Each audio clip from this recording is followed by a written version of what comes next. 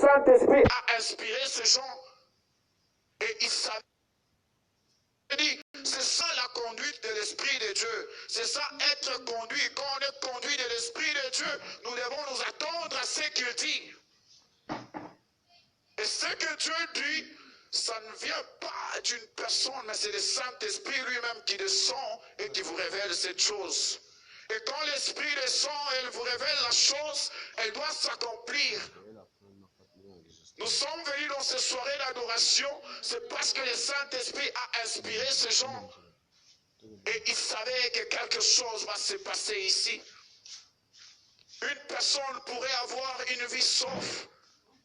Quelqu'un qui n'avait pas des enfants, mais dans ces soirées ici, comme c'est Dieu qui entre dans ces soirées, quelque chose de surnaturel doit se passer. Si vous venez ce soir ici pour recevoir quelque chose de Dieu, donc il y a une profondeur qui a appelé. Et cette profondeur qui vous a appelé, sûrement il y a une profondeur qui doit répondre. Et cette profondeur, c'est la puissance de Dieu. Amen, amen. Et la puissance de Dieu, c'est ce qui a fait ce que nous puissions être ici. Il nous a appelés et il est là pour nous répondre. Au travers de chants, il y a quelque chose de surnaturel qui va se passer. Si vous êtes venu pour critiquer, vous allez quitter ici comme un critiqueur. Mais si vous êtes venu pour recevoir quelque chose, vous allez le recevoir. Parce que la bénédiction dépend de vous. Abraham a attendu parce qu'il savait qu'il allait recevoir cet enfant. Mais sa femme était désespérée. C'est peut-être le cas d'une personne ici ce soir. Il est désespéré ou elle est désespérée. Mais Dieu vous dit, il est encore temps. Tant que vous vivez, il y a de l'expérience. Alléluia. Il y a une dimension de l'invisible. Et dans cette dimension de l'invisible, il y a une théophanie. Dans cette théophanie, il y a une bénédiction qui vous appartient. Et cette bénédiction, elle doit vous parvenir. Alléluia. Il a attendu, peu importe les années. Pour Abraham, ça montrait rien, ça voilait rien. Il savait que Dieu allait tenir sa parole. Parce que c'était Elohim qui lui avait parlé. Quand Dieu vous parle, vous devez vous attendre à ce que quelque chose puisse arriver. Vous devez vous confier à l'Éternel parce qu'il est notre bouclier. Alléluia. Alors à un moment donné de la vie, Sarah désespérée totalement. 80 ans, rien. Sarah, c'est comment? Rien. Mais comme Dieu n'est pas injuste, il devait toujours tenir sa parole. Il devait toujours tenir sa promesse. Et c'était une obligation pour lui. Il a accompli sa parole. Il a donné à Abraham un enfant. Dieu n'est pas injuste. Il est là pour nous bénir. Il est là pour nous accorder ce que nous désirons. Et les désirs que vous avez, c'est ça les désirs que Dieu va faire. C'est au travers de la chose que vous désirez que Dieu va entrer et il va faire quelque chose. Ne soyez pas désespérés. Parce que Dieu qui vous a appelé, il sait comment il va prendre soin de vous. Vous n'avez pas perdu le temps de venir ici. Mais vous êtes venus ici puisque vous savez que nous ne venons pas ici pour nous réunir autour d'un nom, autour d'une personne. Mais nous sommes venus ici puisque nous savons que le consolateur d'Israël est ici. C'est le cas. William Branham me dit, Siméon s'est référé peut-être à la foi d'Abraham. Il a dit, comme Abraham avait cru, moi aussi je crois que j'aurai cet enfant, je verrai le Messie. Alors Siméon était là un jour au temple, en train de prier comme d'habitude. Il est sorti.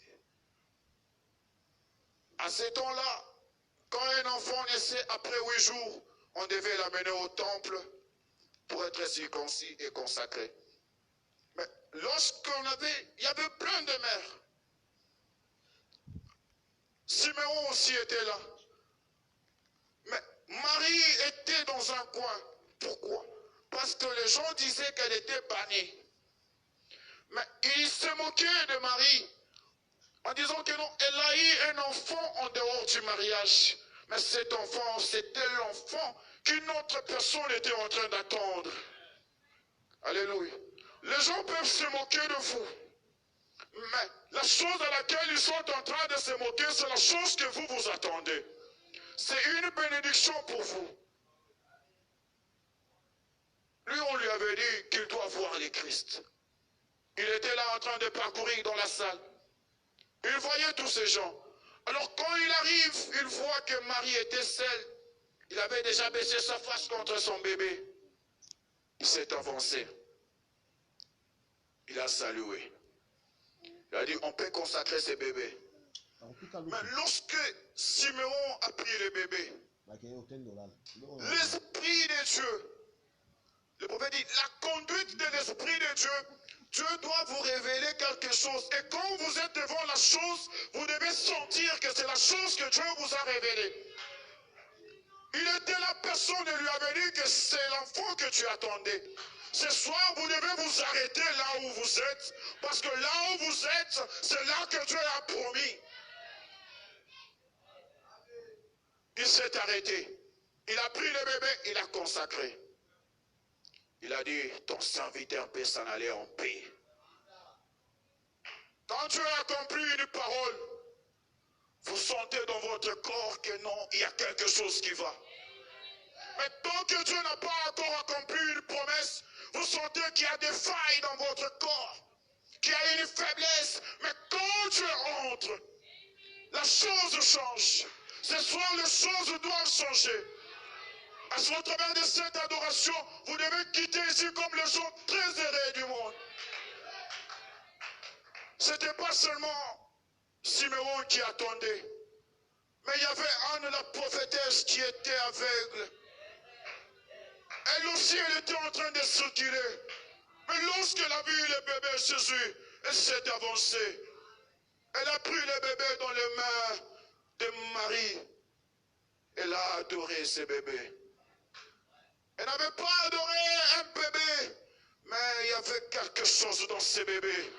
C'est la personne du Dieu qui était dans ce bébé que Anne avait adoré. Et nous, ce soir, nous sommes venus pour adorer le Créateur, puisque nous savons que chez lui, il y a tout. Chez Dieu, nous sommes privés de rien.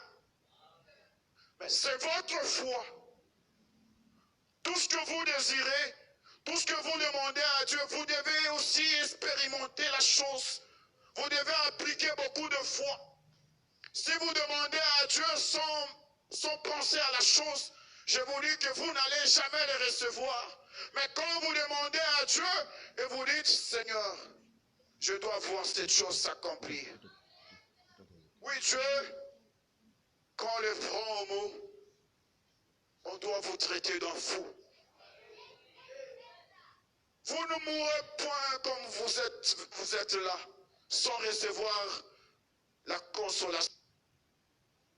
Il avait reçu la consolation et ils étaient dans la joie. Ils ont pris les bébés, ils ont adoré ensemble. Mais les femmes qui étaient là au coin, ils ont dit, mais ces sacrificateurs s'est approché de ces bébés-là, de cette femme-là. Pourquoi? Ils ont commencé à chercher des problèmes. C'est comme ça avec les gens de ce monde. À tout temps, ils cherchent à vous créer des problèmes. Les gens ne se réjouissent pas quand ils vous voient que non, Dieu vous bénit. Quand ils voient que Dieu vous élève. Même les proches qui sont autour de nous. Ils n'ont pas une joie. C'est quoi? C'est la nature de l'homme. L'homme est ainsi. Le pasteur Moussa Freddy était en train de dire, l'homme est ainsi. Nous devons l'accepter tel qu'il est. Mais on doit prendre des mesures, des limites. Nous devons nous protéger. Nous ne devons pas attendre que Dieu descende et qu'il nous dise de ne pas faire telle chose. Parfois Dieu nous parle et nous sommes inconscients. Nous ne sommes pas dans ce monde-là. Le monde est l'invisible. Impossible de comprendre. Pour nous, c'est normal. Mais ce n'est pas une bonne vie. Vous avez parlé d'une histoire. Alors que nous sommes dans la conduite de l'Esprit de l'Éternel. C'est dans cette même conduite que nous marchons aussi. David, il était là. On lui avait sacré comme roi. Mais il n'avait pas pris la relève. Il attendait. Mais Samuel était là. Il avait dit, tu seras un roi. On l'avait roi même d'huile, sans pour autant être roi. Il attendait que cela puisse s'accomplir. Il attendait la mort de Saül pour prendre les relais. Alors que les choses ont bardé, David s'est retrouvé roi. Dieu, quand il vous bénit, vous devez vous attendre à sa promesse. S'attendre, l'Esprit de Dieu ou la conduite de l'Esprit de Dieu, c'est s'attendre à ce que Dieu fasse quelque chose. Je vais lire une citation dans le message « Être conduit par l'Esprit de Dieu ».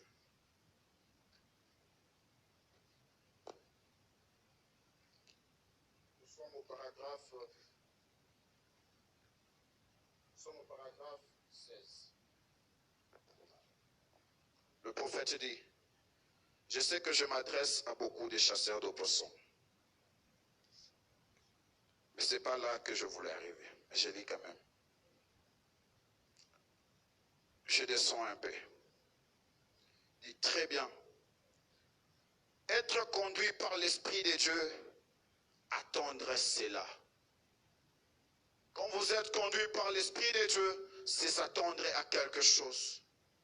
Le prophète dit, Siméon attendait que Dieu tienne sa parole. Siméon attendait que Dieu tienne sa parole. Il était là. On pouvait lui blesser. Il pouvait être malade. Il était vieux, plus de 80 ans. Mais il attendait le Messie.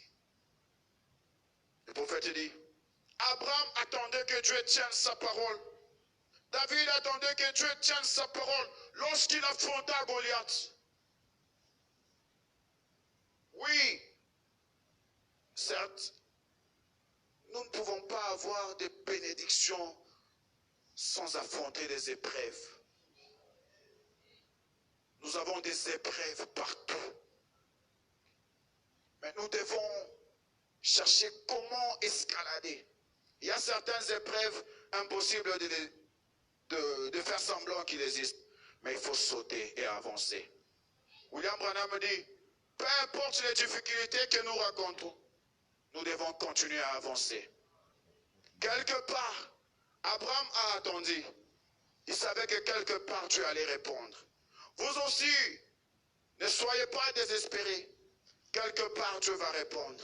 S'il ne répond pas aujourd'hui, il va répondre demain. Mais quelque part, il va répondre. Je finis par cette citation.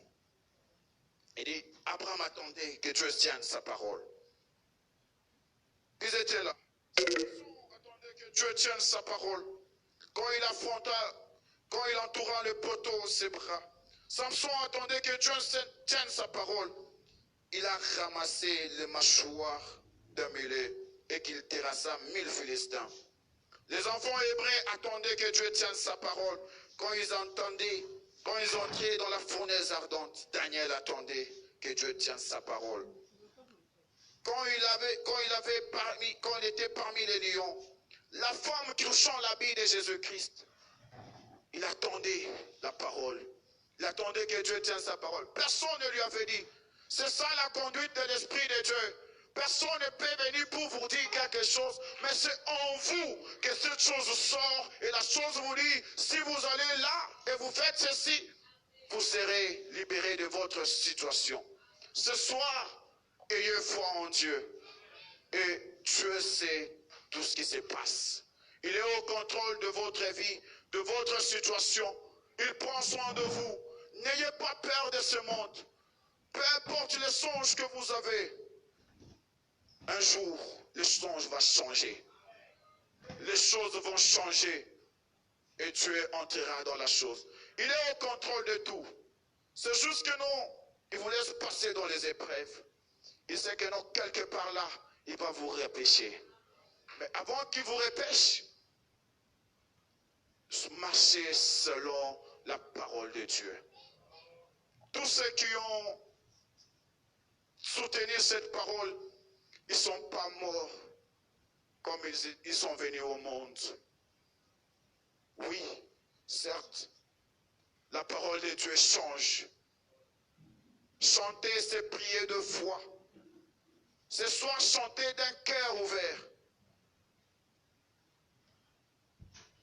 Abandonnez-vous à Dieu. Que Dieu vous bénisse.